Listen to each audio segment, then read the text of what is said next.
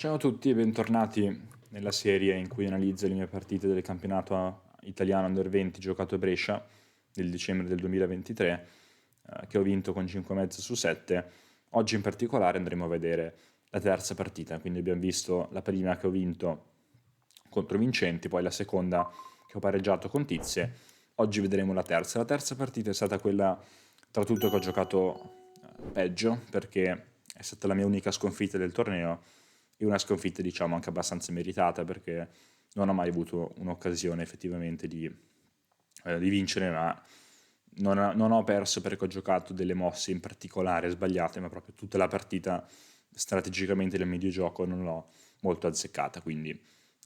questa è stata diciamo la sconfitta che ha pesato di più e che per un attimo in effetti mi ha fatto pensare che il torneo non sarebbe stato più fattibile in termini di vittoria, però alla fine è andata così comunque, quindi sono felice. Diamo un'occhiata alla partita. Questa l'ho giocata contro il maestro Fide Bettalli, che non era neanche in realtà il giocatore più forte del torneo dal punto di vista di elo, però di forza di gioco secondo me sì, quindi in effetti poi si è visto in questa partita perché ha giocato abbastanza bene. Ora abbiamo una difesa francese da parte mia. Mi ricordo perché al primo turno io avevo già giocato una difesa francese, quindi lui non se l'aspettava. Da parte mia pensava che giocassi qualcosa come la siciliana oppure E5, anche perché poi la francese non è una difesa che nel mio repertorio è abbastanza consolidata, quindi lui non se l'aspettava, pensava che fosse un'arma che avevo scelto per il primo turno, un po' per provarla, però appunto considerando questa cosa e sapendo che lui giocava la stessa variante contro la francese da tanti anni, ho deciso di prepararmi comunque questa linea e in effetti l'ho mandato un po' fuori teoria perché lui non la conosceva più di tanto questa variante. Dopo alfiere 7, alfiere per F6, G per F6. Qua questo è il primo momento in cui si vede,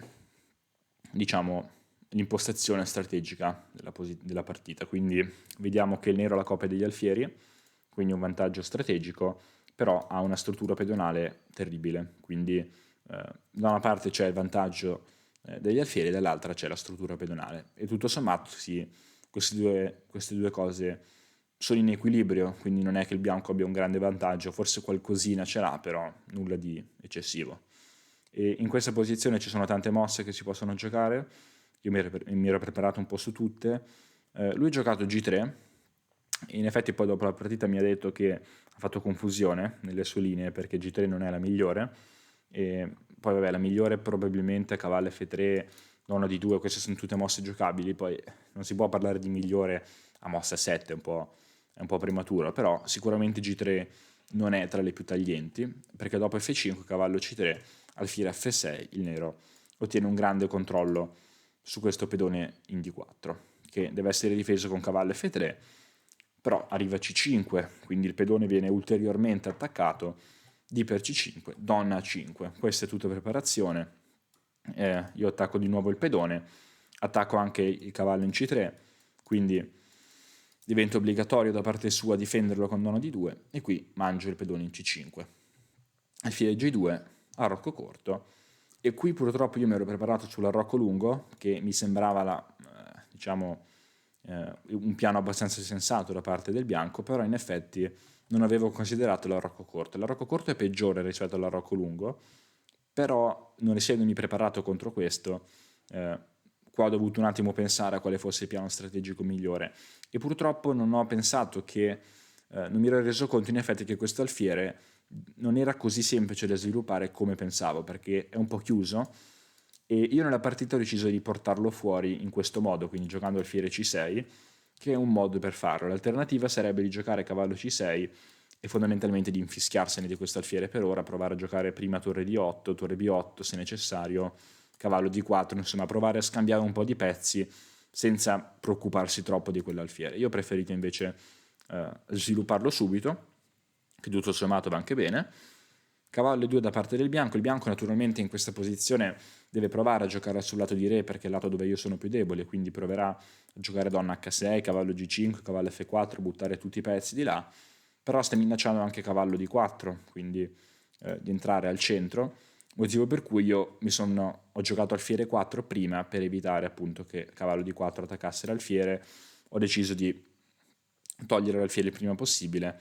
guadagnando un tempo attaccando il pedone e soprattutto facendo strada al cavallo da sviluppare in C6. Lui quindi gioca C3, cavallo C6, cavallo F4. E io appunto non ho giocato perfettamente questa parte della partita perché lui è riuscito a migliorare la posizione dei propri pezzi, io invece sembra che mi sia sviluppato bene, ma in realtà non ho ottenuto molto perché questo alfiere, cioè, i miei pezzi sono disposti in un modo che è bello da vedere, ma oggettivamente non stanno facendo molto. Ovviamente sta minacciando cavallo H5, sta minacciando donna H6, cioè ha delle minacce concrete di attacco. Io ancora non ho questo piano, quindi sì, posso giocare torre di 8, attacco la donna, ma dopo donna C1 sono al punto di prima. Quindi sebbene la posizione, ripeto, sia comunque assolutamente pari, il nero diciamo non ha un vantaggio come magari lo aveva prima. Forse il modo più interessante per continuare sarebbe stato sviluppare immediatamente il cavallo in D7 senza provare questo piano con alfiere 4, cavallo C6 e poi su cavallo F4 forse addirittura dare l'alfiere, ovvero dare alfiere che alla fine era un po' un alfiere cattivo, se vogliamo chiamarlo così, non propriamente, però non era sicuramente l'alfiere buono, e per dare via la coppia degli alfieri in cambio di un gioco più veloce, quindi il cavallo che salti in E5, la torre in D8, e già qui, togliendo questo cavallo da F3, le possibilità di attacco con cavallo G5 per il bianco vengono diminuite drasticamente. Io invece ho giocato questo piano che, ripeto, comunque è sempre pari. Qui ho giocato donna E7 perché volevo un attimo tornare in difesa, quindi una risorsa non strettamente necessaria, però utile perché nel caso di cavallo H5 avrei potuto giocare alfiere H8 e donna G5 non sarebbe stato un problema, come vedete, perché è difesa quella casa. Lui invece gioca, invece di cavallo H5, H4, quindi prosegue l'attacco. E in questa posizione diciamo che la cosa più saggia da fare con il nero è probabilmente di scambiare tutto. Perché, ripeto, l'attacco del bianco è qualcosa che può trasformarsi in qualcosa di pericoloso, ovvero cavallo H5, no, la donna che entra in H6 al momento non è nulla di preoccupante, però potrebbe diventarlo, quindi meno pezzi ci sono sulla scacchiera, più sarà semplice per me difendermi, quindi partire per esempio già scambiando le torri è un buon punto di partenza per alleggerire la situazione. Poi si potrà pensare anche a giocare alfiere per F3, che ripeto sembra una mossa poco naturale, però per evitare cavallo G5 prima o poi la dovrò giocare, e una volta che avrò scambiato l'alfiere per il cavallo, in genere è difficile dare matto con solo donna e cavallo, da quello riesco a difendermi da quel tipo di attacco, mentre difendermi dall'attacco con tutti i pezzi del bianco è un pochino più difficile. Torre C8 io invece ho giocato, donna E3, B5, io ho provato un po' di controgioco sul lato di donna. Diciamo che forse spendere ancora un pochettino di tempo difendendosi sul lato di re, giocando magari H6 re H7 per difendere l'entrata in H6, sarebbe stato più interessante, perché in effetti è vero che io posso giocare B5 B4, però per ottenere qualcosa di importante sul lato di donna mi ci vorrà un po' di tempo, mentre lui è abbastanza veloce con il suo attacco, quindi questa è una di quelle posizioni in cui devo un attimo stare più sulla difensiva prima per poi passare all'attacco, quindi non posso andare subito all'attacco, ma devo prima spendere qualche tempo per consolidarmi.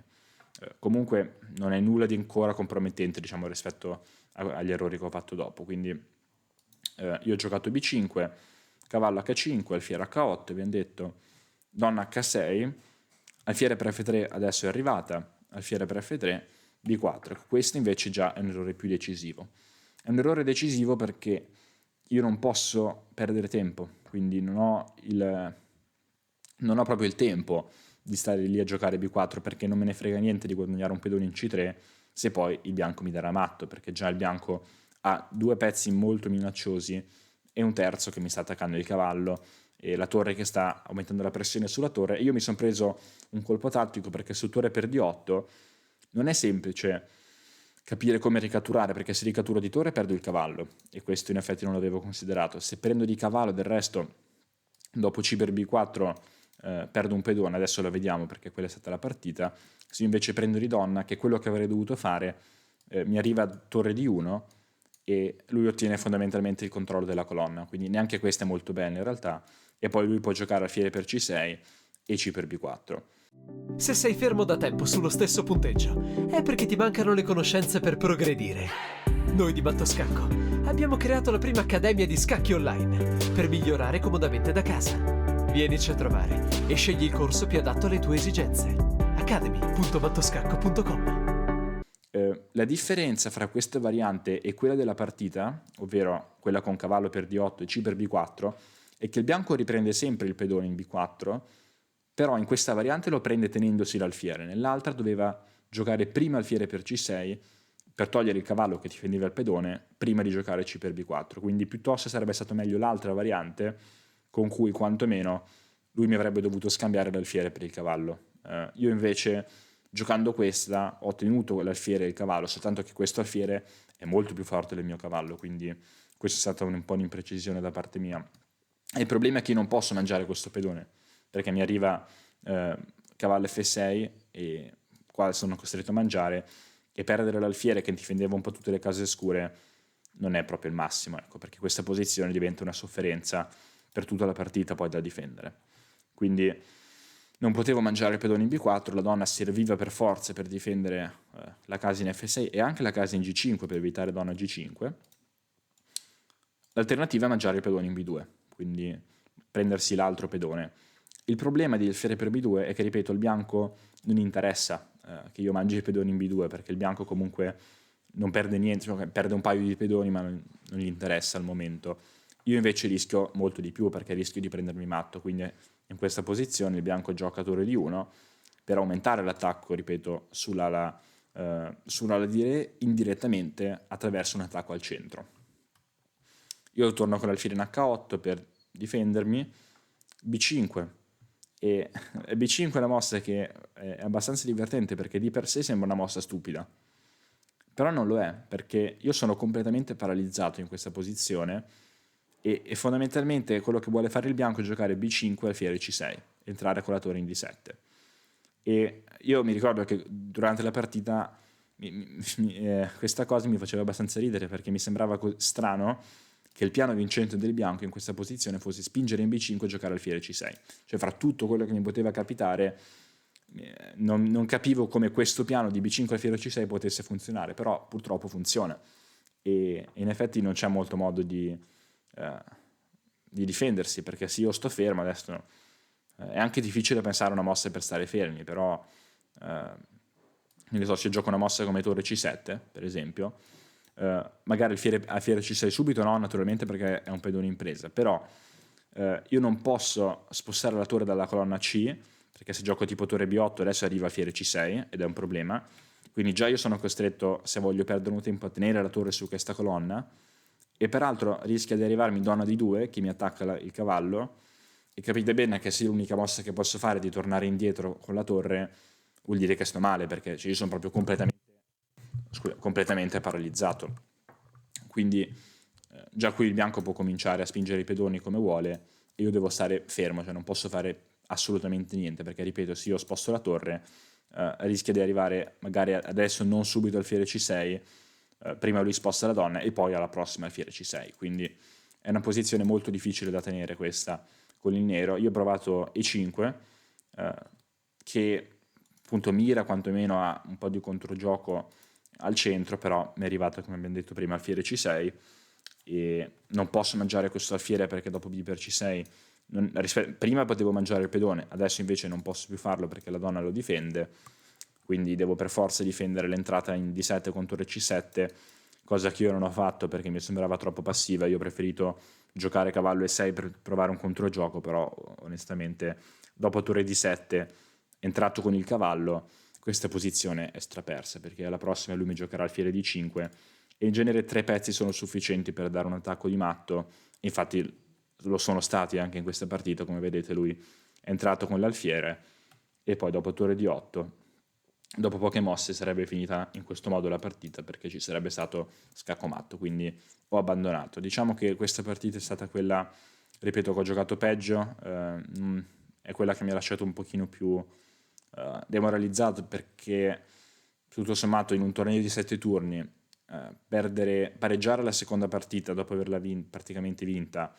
e peraltro perdere il terzo turno, quindi con un punto e mezzo su 3 è molto difficile con un punto e mezzo su 3, ovvero il 50% dei punti, poi vincere un torneo di 7 turni, perché un torneo di 7 turni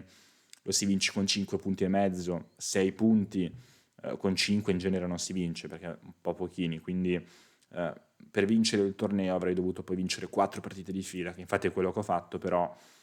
diciamo che ridursi al terzo turno in questo modo non è proprio la migliore delle strategie, però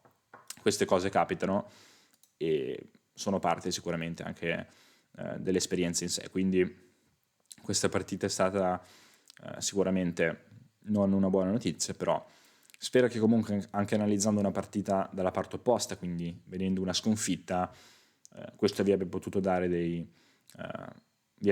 spero che io vi abbia potuto dare dei consigli utili poi da applicare nelle vostre partite. Quindi un saluto e ci vediamo alla prossima partita. Ciao!